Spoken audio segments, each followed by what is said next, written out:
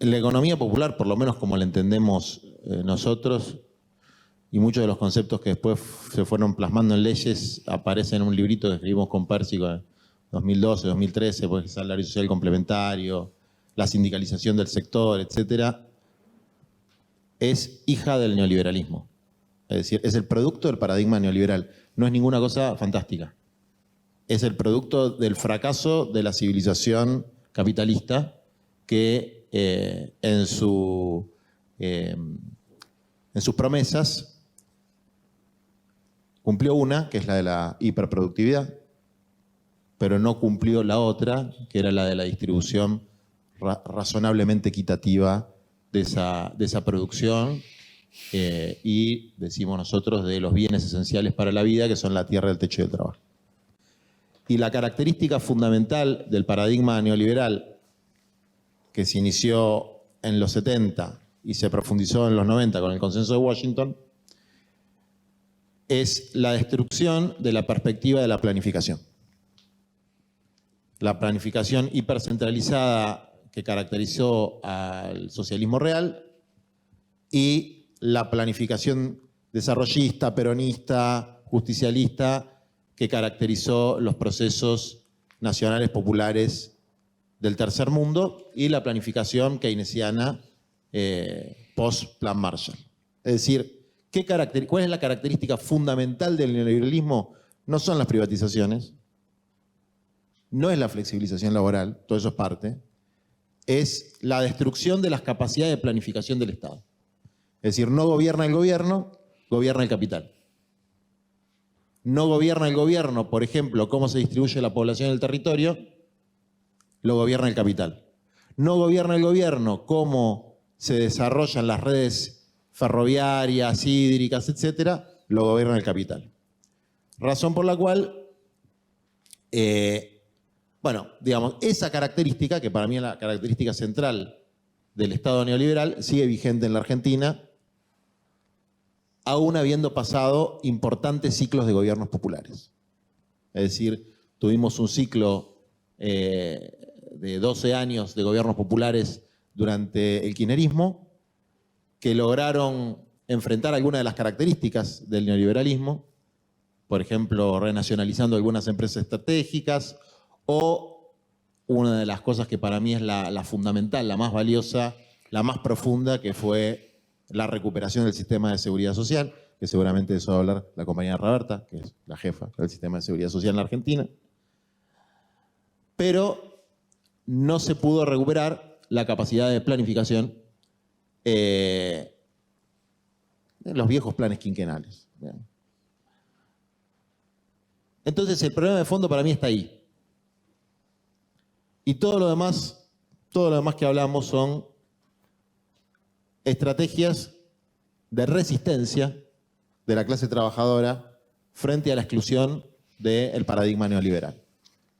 Y la economía popular es una forma de resistencia y construcción de poder popular para lograr transformaciones radicales, profundas y estructurales en la sociedad.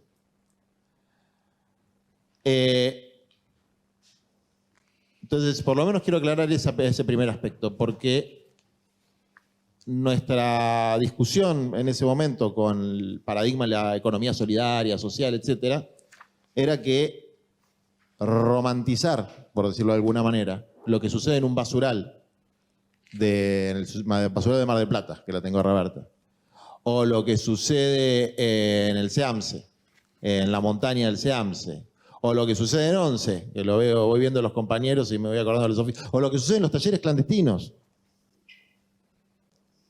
Eso es economía popular. ¿Por qué es economía popular? Porque los medios de producción están al alcance de los sectores populares, porque son formas que están relativamente disociadas de los circuitos globales de producción. Ahora, son formas de economía popular sumamente degradadas y degradantes. Y son masivas en la Argentina. Hay que distinguir dos grandes sectores de economía popular. La economía popular dispersa, que es el 90%, que son los compañeros que no están organizados y que realizan centenares de actividades diversas sin organización. Y el millón más o menos que está relativamente encuadrado dentro de organización y movimientos populares. Ahora, si uno ve los números de la caracterización de la clase trabajadora argentina, que tengo los datos más posta de todos, que me los pasaron gente que no puedo nombrar, ve que tenemos una población adulta de 30 millones de personas, de 18 a 65. Hay solamente 10 millones, el 36%, con ingresos laborales propios. Y ahí metemos trabajadores del sector público, trabajadores del sector privado y monotributistas. Es decir, todos los niveles de precariedad que puede existir en el sector que tiene ingresos registrados. Solamente 1 de cada 3 trabajadores en la Argentina tiene trabajo registrado, lo cual no quiere decir que no sea precario. Puede ser sumamente precario. De hecho, la mitad de esos trabajadores tienen ingresos por debajo de lo que hoy se considera la línea de pobreza. O sea, estamos realmente jodidos y son solamente 1/3. De los otros 2/3, tenemos 5 millones, de los otros 20 millones que nos quedan, 5 millones que reciben alguito del sistema de seguridad social. Fundamentalmente la asignación universal por hijo, que es el más masivo. Después, en segundo lugar, las pensiones no contributivas, el progresar, etcétera, de los subsistemas de la seguridad social destinada a los compañeros que no están dentro del trabajo registrado. Hay 5 millones de compañeros, compañeras que reciben algo. Después hay que ver qué, pero reciben algo. Y después tenemos 13, casi 14 millones de adultos, es decir, gente que tiene entre 18 y 65, que no tiene ingresos regulares, dentro de los cuales solamente hay 1 millón con el potencial trabajo. Es decir, que tienen el servicio del complementario, 1 millón y piquito, etc. Es decir, cuando la burguesía y los medios de comunicación y la clase política tienen una obsesión absolutamente increíble con el potencial trabajo, con el como Argentina Trabaja, Leyes Hacen, todos esos programas. O sea, estamos hablando de menos del 10% de la población que no tiene ingresos fijos, y está toda la crítica y toda la desesperación de cómo convertimos a ese millón en algo, no sé, en algo que no se entiende muy bien. ¿Qué es? Porque pasar de los planes al trabajo, qué sé yo.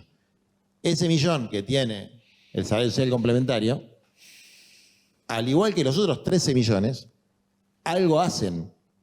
Yo no he conocido en mi vida, salvo alguna excepción, desde luego, pero en la misma proporción que hay entre las clases altas, nadie que viva panza para arriba tomando birra y esté todo el día al pedo. No lo conocí. A esa figura del vago la conocí en la misma proporción que la conozco en cualquier otra clase social. Es ínfima. Todo el mundo algo hace. Algo que se puede denominar trabajo. O cuida a los pibes, o hace algún trabajo comunitario, o hace alguna changa, o hace alguna de las múltiples actividades de la economía popular. Es decir, que de estos... El problema no es que hay pocos planes, que hay muchos planes, entre comillas. Lo que pasa es que llamarlos planes, ya llamarlo peyorativamente. Hay poco salario social complementario. Es decir, hay todo un sector recontramasivo de hombres y mujeres que viven realizando tareas que no son parte de los circuitos de acumulación capitalista, que tienen ingresos paupérrimos y que no tienen un reconocimiento económico del Estado. Claro, pero esto es reconocer que tenemos una economía en la que solamente hay 5 millones de puestos de trabajo en el sector privado, de los cuales muchos son altamente precarios. Estoy hablando de formales. Y reconocer que con suerte y con todas las previsiones y con toda la recuperación que quieran en el mundo vamos a llegar a 7 millones y medio. Es decir, el panorama es catastrófico. Y frente a un panorama catastrófico, las políticas focalizadas, pequeñas políticas, no van. Entonces, nosotros planteamos, me voy a tomar 4 minutos más porque nosotros planteamos desde la UTEP, formalmente desde la UTEP, desde la comisión directiva de la UTEP, salió un comunicado, la necesidad de un salario universal. Un salario universal para 7, 8, 9 millones de personas, es decir, de estos 14 millones los que son pobres, para decirlo fácil. ¿Por qué le llamamos salario universal y no ingreso básico universal? Porque asumimos que trabajan. Es decir, que la excepción son los que no trabajan y la regla son los que trabajan. Y ese salario universal va a seguir siendo economía popular dispersa, hasta que paulatinamente se vaya organizando y vaya pasando a lo que él llama potencial trabajo, que es un programa de fortalecimiento de la economía popular organizada. Es decir, ese programa únicamente funciona para trabajadores y trabajadoras que están organizados. Pero ¿qué pasa? Y con esto voy a cerrar. Si la única ventanilla que tienen los desesperados de la Argentina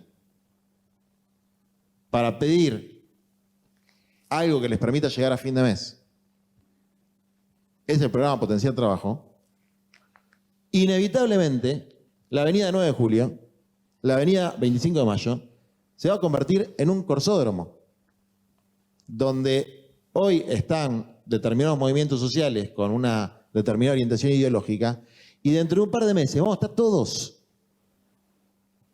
Porque todos nuestros comedores, merenderos, cooperativas, se llenan de gente diciendo que quiere entrar al programa Potencial Trabajo. Y nosotros, yo digo casi en una actitud de claudicación, le decimos banquemos, banquemos, banquemos. Ahora, no puede ser la única ventanilla, porque sería mentira si nosotros inscribiéramos 3 millones más de trabajadores al Potencial Trabajo y dijéramos que eso es economía popular organizada. Estaríamos mintiéndonos a nosotros mismos y destruyendo lo poco que pudimos organizar, que son alrededor de 1 millón, que es un montón de gente que está relativamente organizada, encuadrada y entiende de qué se trata la cosa. Bueno, no existe, y con esto cierro, no existe hoy, teniendo gente tan inteligente y capaz como Emilio, como Fernanda. Bueno, hay un montón de compañeros que están vinculados a este mundo de la seguridad social y economía popular, un ámbito real para tomar decisiones para un lado o para el otro. Ese consejo funcionó una vez. Yo me acuerdo, yo lo presidí, la única sesión que tuvo la presidí yo. Pues creo que tuvo 2 y ya no funcionó más. Después arreglábamos todo por teléfono, mientras cortaba la ruta, todas las patadas, porque la verdad es que funciona así. O sea, la arbitrariedad consiste en que todo funcione en base de una determinada relación de fuerzas. Esa es la arbitrariedad. Entonces, para finalizar decía, es criminal que no haya un ámbito de definición donde se unifique el criterio por el cual se va a realizar la política de empleo y fortalecimiento de la economía popular y de ingreso social en la Argentina. Y la responsabilidad de que eso funcione la tienen las máximas autoridades de nuestro país. No un subsecretario, no un secretario, ni siquiera un ministro. Porque es el problema más urgente, no el más importante, el más urgente. Estos 13 millones de argentinos y argentinas que no tienen ingresos fijos, de los cuales por lo menos 8 millones son pobres de toda pobreza. Entonces lo primero que hay que hacer es distinguir trabajo de empleo. El empleo es la forma típica que adoptó el trabajo durante los 30 años del estado de bienestar, ¿no? Del 45 al 75, la forma típica y casi hegemónica, y que básicamente es la relación entre un empleado y un empleador. Y esa relación, gracias a la legislación peronista, es una relación que está sumamente protegida en cuanto a sus derechos. Yo soy abogado, hay que ser muy mal abogado para perder un juicio laboral, porque está bien armado el andamiaje de derechos laborales.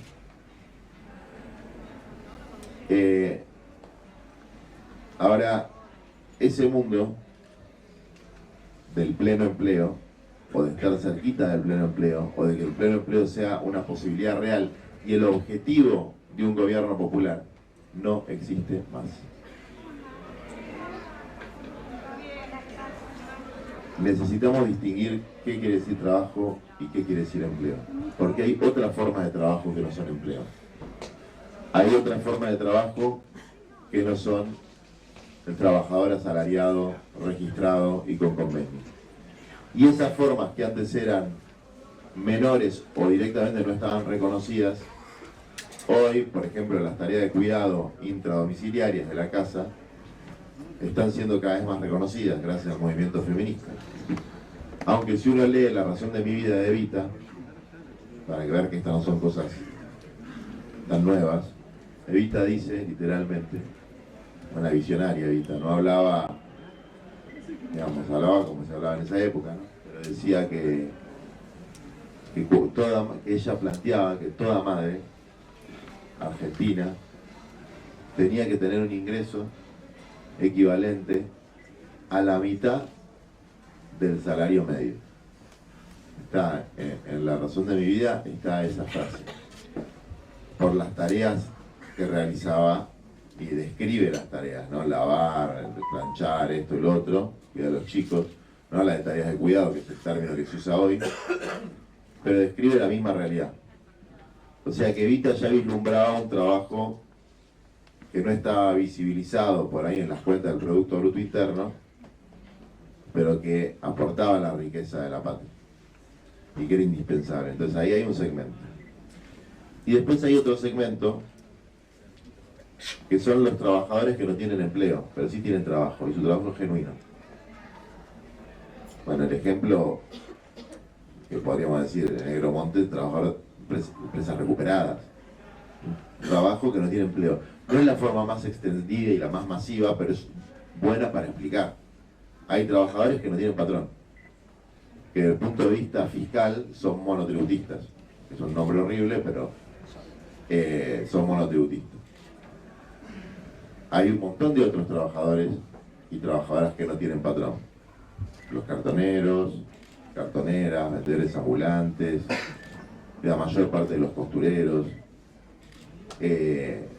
los pequeños productores rurales, los agricultores familiares. Es decir, que no existe una relación de empleo. Y después hay otros trabajadores que son empleados pero no están registrados, ¿no? Son como segmentos distintos. Entonces, la primera pregunta es: ¿qué es el trabajo? Y la respuesta puede ser todo esfuerzo humano que cree valor, que cree algún valor social, ambiental, familiar, comunitario. Y en ese esquema nosotros hablamos de economía popular, que es una parte de ese trabajo que no es empleo, una parte importante de ese trabajo que no es empleo, que tiene un valor productivo, digamos, ¿no? Que es una parte de la informalidad laboral. Y que tiene un segmento que está organizado, que será el 10-15%, y tiene otro segmento mayoritario que no está organizado. Es decir, de los cartoneros, carreros, recicladores que hay en la Argentina, hay organizados 35.000, 40.000 y habrá unos 150.000 en total. De los costureros, la misma proporción, digamos, ¿no? Y de los vendedores ambulantes habrá organizado el 2 o el 3% de la cantidad de vendedores ambulantes, feriantes, manteros, etcétera, etcétera, que hay, que llegan alrededor de 1 millón fácil, ¿no? El comercio informal, lo que llaman comercio informal, las ferias y todo eso. Pero eso es trabajo. Primero que uno se tiene que preguntar si es trabajo. Si alguien piensa que no es trabajo, estamos jodidos. ¿Qué es? ¿Y es genuino? ¿Qué quiere decir que es genuino? Genuino quiere decir que te van a llamar de una fábrica y te van a poner en la planilla de sueldo y vas a tener descuentos jubilatorios. ¿Eso hace genuino un trabajo? Esa pregunta sola ya te abre la cabeza. Y frente a eso también hay dos hipótesis, que es el modelo argentino. El modelo argentino con distribución de la riqueza, el modelo bueno, vamos a decir, va a generar empleos suficientes y de calidad para absorber a todos los trabajadores y trabajadoras, a todas las personas que quieren o pueden trabajar? Y la respuesta científica a esa pregunta es que no. ¿Y por qué digo científica? Porque si uno hace una curva de crecimiento del Producto Bruto Interno, con todos los aceleradores que puede tener empleo asalariado, no te dan los números, te queda mucha gente fuera. En los últimos 20 y pico de años, el trabajo asalariado nunca superó el 25% de la población total y el 40 y pico % de la población adulta, aún en sus mejores momentos. Y hoy, y miren que yo no soy fanático del modelo económico actual, la tasa de actividad, que es la cantidad de gente que está trabajando versus la población total, está volando. Está muy alta. El problema es que todo el mundo trabaja con salario de esclavo. Digamos que se puede trabajar con recibo de sueldo en un laboratorio, les cuento la anécdota porque lo fui a ver, el laboratorio de Sigman, y el pibe del depósito, no conseguían gente para el depósito, y el pibe del depósito estaba ganando neto 70 lucas. Laburaba 8 horas, más una de almuerzo, más 2 de viaje en Garín. ¿Ese es trabajo genuino? Yo no estoy de acuerdo con eso. Ese es un sueldo esclavo. Un compañero nuestro que está cartoneando gana la misma guita. ¿Y cuál es la diferencia entre la genuinidad del trabajo? Que en uno sos muro de Sigma y en el otro no. Entonces, si uno piensa que todos tienen que ser empleados del depósito de Sigma, tenemos dos problemas. El primero es que eso no va a pasar. Ya con eso descartaríamos el segundo. Pero el segundo es que si aún eso pasara, con estos salarios no garpa. Es un mal modelo de país. Pero quedémonos con el primero de que es que no va a pasar. Y ahí vamos al segundo problema. ¿Qué es la pobreza? ¿Qué es lo que se habla, ¿no? ¿Qué es la pobreza? Bueno, uno puede plantear una idea filosófica de la pobreza. Pero la verdad es que lo que sale en los diarios no es la filosofía de la pobreza. La pobreza no se mide por litros de amor, ni por kilos de felicidad, ni por niveles de capacitación. La pobreza se mide por plata. Lo que hace que seas o no seas pobre es plata.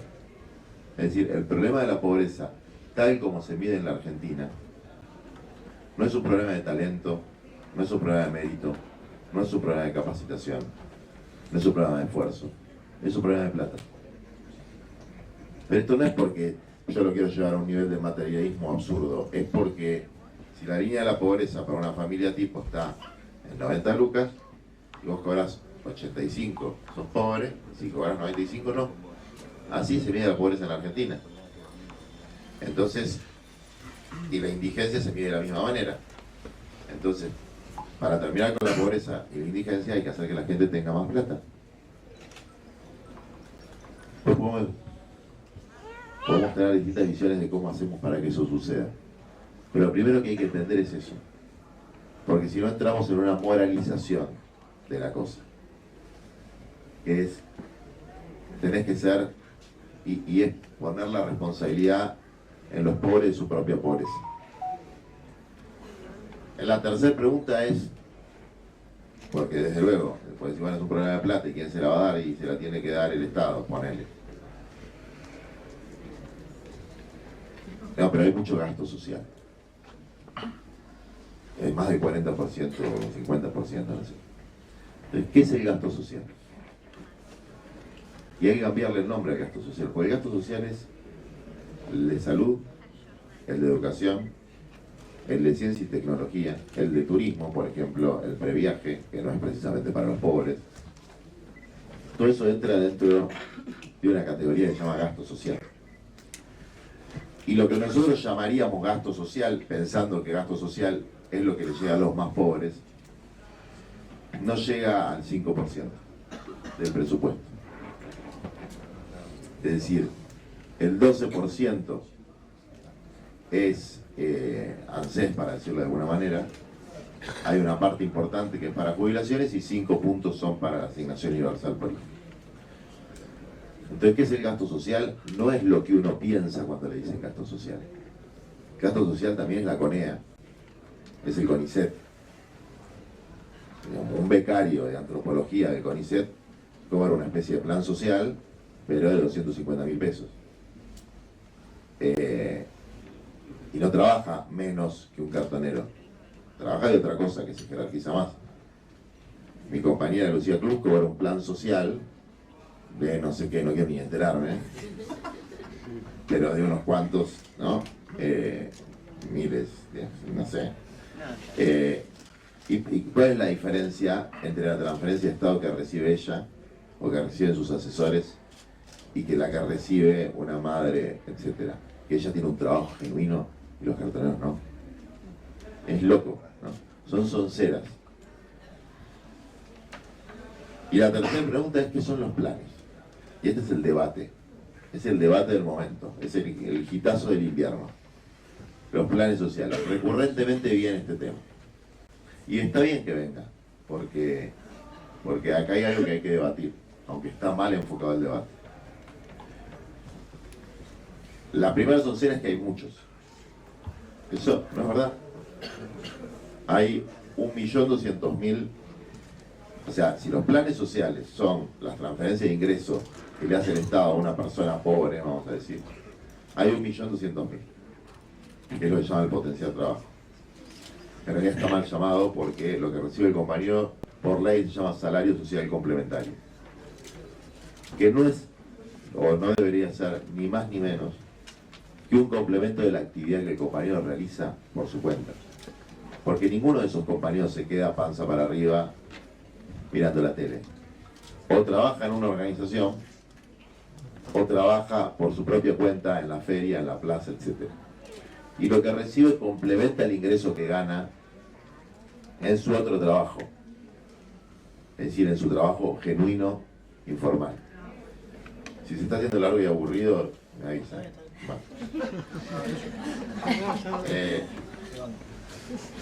Porque para mí está bueno explicarlo, ¿viste?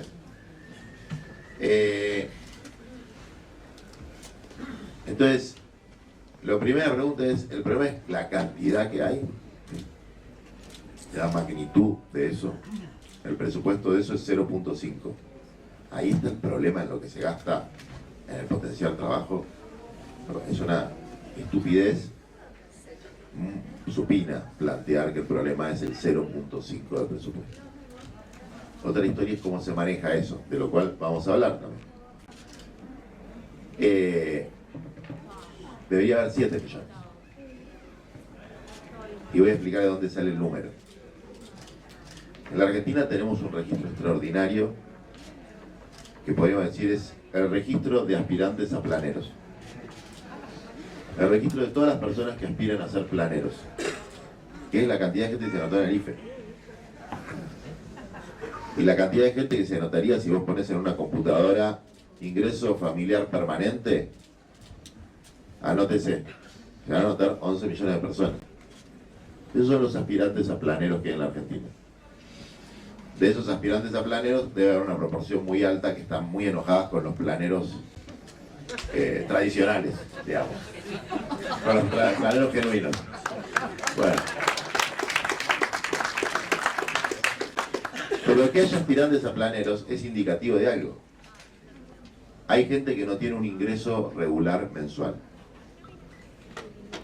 Y dice: ¿por qué él tiene una tarjeta y tiene un ingreso regular mensual y yo no? Si yo estoy en una situación parecida. Y se caga de bronca. Y tiene razón. Porque hay una injusticia ahí. ¿Por qué él y yo no? Y después cada uno interpreta esa injusticia como puede, ¿no? La forma más chota, pero la más típica de interpretar la injusticia es: porque eres un vago puntero que está en el movimiento no sé qué, y la política es una mierda y siempre nos cagan, etc. La manera más linda sería sincerarse y decir: yo también quiero lo que tiene él. Yo también quiero tener ese derecho.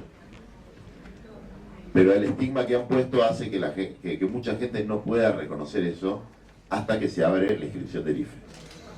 Y ahí se cae la careta de que todo el mundo esté en contra de los planes sociales. No. Lo que pasa es que hay pocos. ¿Están más o menos de acuerdo con lo que digo?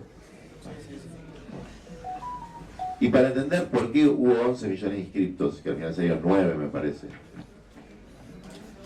es porque hay que entender la composición de la clase trabajadora en la Argentina hoy. Y las encuestas de tipo esta de PH, etcétera, están mal, por lo menos para entender lo que hay que entender. Entonces los políticos o dirigentes o burócratas, no sé cómo llamarlo, los que diseñan las políticas, ven demasiado eso y ven muy poco la realidad. ¿Vieron el famoso chiste este de que esperaba, creo que lo dijo el propio presidente, esperaban que se inscriban 3 millones, se inscribieron 11? Bueno, en el IFE es porque hicieron mal las cuentas. Para hacerlo bien sencillo, me voy a equivocar un poco con los números, pero lo voy a hacer bien sencillo. En la Argentina hay más o menos 22 millones de adultos, es decir, personas en edad de trabajar. Ahí podemos pasar el coso este. A ver, pasala, Filmina, compa. Pásala. Esa no me sirve. Pásala. Pásala. Pásala. Pásala. Pásala. Pásala. Pásala. Bueno, deja ese ahí, está bien. Deja ese. Esta es medio para... Pero la vamos a hablar después. En la Argentina hay 20 millones de adultos. 22 millones de adultos con la cosa nueva del INDEC, con el censo modificado. ¿Cuántos asalariados del sector privado hay? Eso se sabe. Se sabe porque está el SIPA, que es el Sistema Integrado de Pensión y de entonces las cotizaciones que hacen las empresas de los asalariados del sector privado entran 6 millones. Más, ponele que 1 millón de monotributistas, 7 millones. ¿Cuántos asalariados del sector público hay? 3 millones y militas. Ahí ya tenés 10 millones. ¿Cuántos? En todo esto entran las trabajadoras de casas particulares. Tenés 10. Y después ese es el mundo del empleo registrado asalariado en relación de dependencia. Ese es el mundo. ¿Cuántos estudiantes estudian y no trabajan? Vamos a sumarle estudiantes que estudian y no trabajan, delincuentes, vagos, efectivamente que están vagos, y otra gente así como que no trabaja de nada. ¿Cuánto podemos decir? 1 millón, 1,5 millones. Yo la verdad que no me crucé prácticamente con ninguno. Sí, en las clases más altas es verdad que hay un fenómeno de chicos que estudian y no trabajan, pero no son tantos. Ojalá fueran más, pero no son tantos. Sí, en las clases más altas vos podés tener a uno que sigue viviendo con la mamá y el papá a los 24 y no hace nada.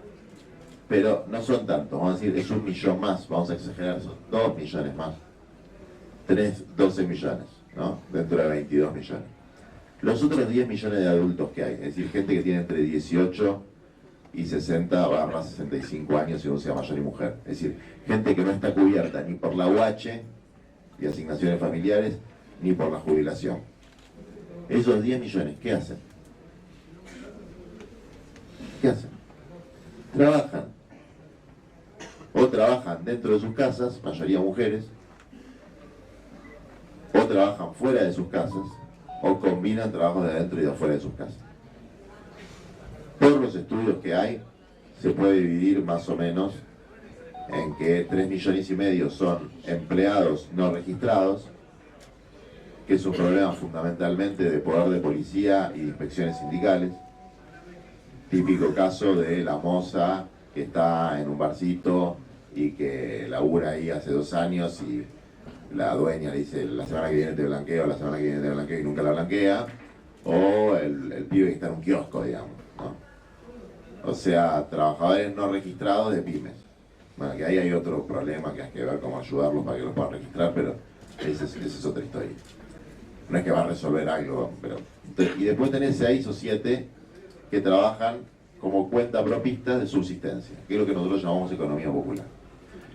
Y de esos millones, hay 1 millón que está más o menos organizado, que son los que cobran potencial de trabajo, y algunos que están organizados aunque no lo cobran. O sea, vos tenés por lo menos 10 millones de adultos sin ingresos fijos, a los cuales solamente hay que descontarle el 1.200.000 del potencial de trabajo. Te quedan 9. Son las mismas cifras que el IFE. O sea, haciéndolo por descarte, lo entendés mucho más que viendo la EPH, que te dice que hay 7% de desocupación. Que claro, es verdad, hay 7% de desocupación, pero hay un montón de gente ocupada, cartoneando, laburando dentro de la casa, etc. Yo creo que hay menos todavía de desocupación, porque quiere decir ser desocupado. No estar ocupado en nada. Por eso cuando se armaron los movimientos de trabajadores desocupados, el debate nuestro, por eso pusimos movimiento de trabajadores excluidos, era, che, pero los compas desocupados no son, de algo se ocupan. O sea, es una palabra chota para decirlo. ¿Y por qué se ponían esos nombres? Porque los dirigentes en general eran tipos de 60, 70 años. Pepino Fernández, el primero que armó la Unión de Trabajadores Desocupados en Mosconi, un genio total. O sea, el primer grupo piquetero que hizo una gran pueblada eran ex IPFianos.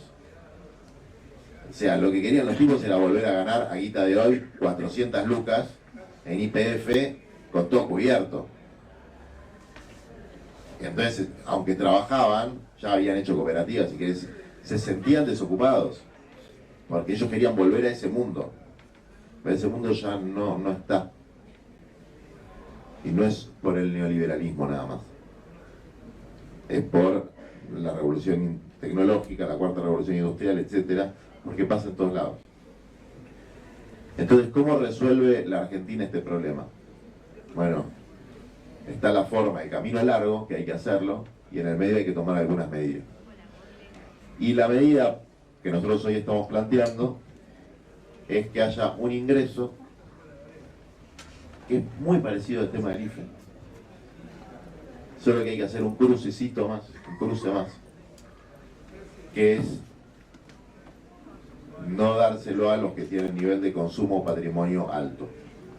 Porque en el IFE entraron 1,5 millones, 2, que capaz que no pasa nada, ¿viste? No vamos a hacer amarretes, pero capaz que no da. O sea, tienen mucho consumo de tarjeta de crédito, qué sé yo, y capaz que no da. Pero personas adultas, individualmente, no por grupo familiar, que eso es un error. Porque ahora somos todos re progre, modernos y no binarios, pero seguimos pensando en las familias mamá, papá, la nena y el nene. Eso no existe más. La gente se separa, los pibes se van temprano, están mal hechos esos cruces, digamos. No es la realidad. Eso es el sistema de cruces de hogar de ANSES, que está pensado con la mentalidad de la familia nuclear, que ya no existe, o que queda muy poquito de eso. Entonces, a cada individuo de entre 18 y 60 años que no tiene ingresos fijos, regulares y registrados, una transferencia equivalente a la línea individual de indigencia, que hoy estará en 15 lucas. ¿Qué es la línea de indigencia? Lo que decía el negro, es la canasta alimentaria, es decir, tenés garantizada la comida, tu comida, y tu novio, tu novia, tu pareja, tu esposo tiene otro, si está en tu misma situación, tiene otro y tiene garantizado su comida. Y tus hijos tienen garantizado por la UH, y tu abuelo lo tiene garantizado por la jubilación. Es decir, un sistema de seguridad social que abarque todo el ciclo de vida. Nadie vive con la línea de indigencia. Bueno, lamentablemente sí, hay gente que sí. 4 millones de argentinos. Esta medida eliminaría la indigencia de manera directa. Pero todas esas personas van a seguir trabajando. Por eso, en vez de decirle ingreso básico universal, le decimos salario básico universal. Porque es un reconocimiento también al aporte al Producto Bruto Interno y al aporte impositivo que, a través del IVA, que lo pagamos todos, desde Paolo Roca hasta el más pobre de los cartoneros, es un reconocimiento al aporte de este sector a la sociedad. Entonces, me decía la compañera Di Tulio, yo estoy aprendiendo algo que me costaba entender al principio, que es la importancia que tiene para la política los nombres de las cosas. Por ejemplo, ¿cuál es la explicación de por qué la tarjeta alimentar no fue un aumento de aguache? Que había un grupo de compañeros que querían tener su propia tarjeta. Que no querían que sea el nombre de lo que hizo Cristina, que era el aguache, y aumentar ahí. Querían tener una política nueva. Entonces complicaron todo al repedo, imprimieron millones de tarjetas, se perdió guita en comisiones, todo para no decir aumentamos el aguache. Es así, ¿eh? Si todo puede ir al aguache. Y la razón de fondo, te dan explicaciones, que eran todos boludeces, la razón de fondo es que querían tener su propia tarjetita para repartirla. Y vos decís, qué pelotudo que somos. Y ayer o anteayer estuve con una funcionaria muy importante de AFIP, que ahora quieren hacer un cambio del régimen del monotributo y eliminar el monotributo social. Y hacer lo que se llama puente de inclusión. Entonces había discusiones sobre el monotributo social, una muy buena política. ¿Por qué quieren eliminar esto? Bueno, discutíamos, qué sé yo, que lo dejen, que no lo eliminen, que sea compatible las dos cosas. Y en un momento me vino a la cabeza la tarjeta alimentaria y dije, ya sé. Hagamos así, mirá. Pongámosle puente de inclusión categoría B. Se terminó la discusión. El problema era el nombre que se le ponía, no la política.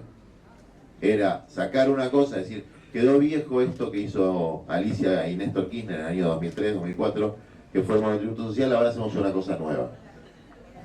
De nueva no tiene nada, es cambiarle el nombre a algo. Bueno, listo, ya está. Yo defiendo los intereses materiales de nuestros compañeros. La verdad que le cambien el nombre no me preocupa, me parece simplemente una estupidez, pero no me preocupa.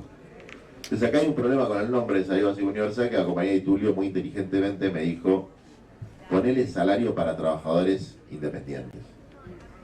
O algo así, como para que se entienda, que, o informales, o algo, que el pibe que está en el kiosco, trabajando en negro, entre comillas, o que el hijo de la clase media empobrecida, que está estudiando y también labura un poquito en el Rappi, lo van a cobrar, que va a ser como el IFE, que lo van a cobrar, que no suena una cosa de pobres, porque si suena de pobres a la gente le molesta y a los políticos también. Yo me quedé pensando, tienen razón, hay que inventarle otro nombre, porque cuando vos decís salario básico universal parece que le vas a dar algo a los pobres, y en este país hay un deporte superior al fútbol, que es contarle las costillas a los pobres. A ver cuántos planes cobran, cuántos no cobran, cuántos hijos tienen, cuántos hijos no tienen. Deporte.